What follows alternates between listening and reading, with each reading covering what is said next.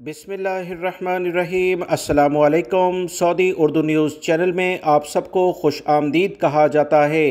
Saudi महकमा passport जवाज़ात की जानिब से अहम एलामिया जारी कर दिया गया है कि हज 1443 के लिहाज से मक्कातुल मुकरमा में रहने वाले तमाम गैर मुल्की सऊदी शहरी, डोमेस्टिक वर्कर या जिस भी लेवल पर कोई भी काम के लिए मक्कातुल मुकरमा में हज के दौरान दाखिल होना हो, इनके लिए एप्लीकेशंस अबशर अकाउंट के ज़रिए रिसीव करना शुरू कर दी गई हैं। सऊदी अरब के सिक्योरिटी इदारे और सऊदी महकमा पासपोर्ट ने तमाम अफराद से कहा कि आने वाले दिनों में मुकम्मल पाबंदी मक्कातुल मुकरमा में लगा दी जाएगी। सिर्फ इन्हीं अफराद का दाखिला हो सकेगा जिनके पास अबशर अकाउंट के जरिए इलेक्ट्रॉनिकली अप्रूव्ड एप्लीकेशंस होंगी। सऊदी अरब के सिक्योरिटी इदारों ने कहा कि ऐसे अफराद जो गैर कानूनी लेवल पर मक्कातुल मुकरमा में दाखिल होने की कोशिश करेंगे, हज करने की कोशिश करेंगे, इन्हें 10 साल के लिए सऊदी अरब से डिपोर्ट भी किया जाएगा।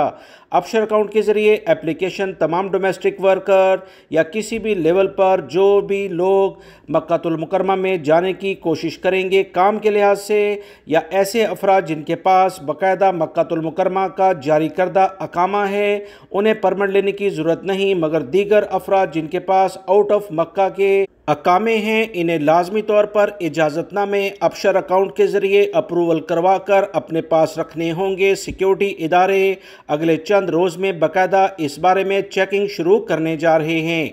बहुत अहम इत्तला सऊदी अरब के सिक्योरिटी इदारों ने शेयर की है। वीडियो लाइक करके शेयर भी कीजिएगा। अस्सलामु अलैकुम।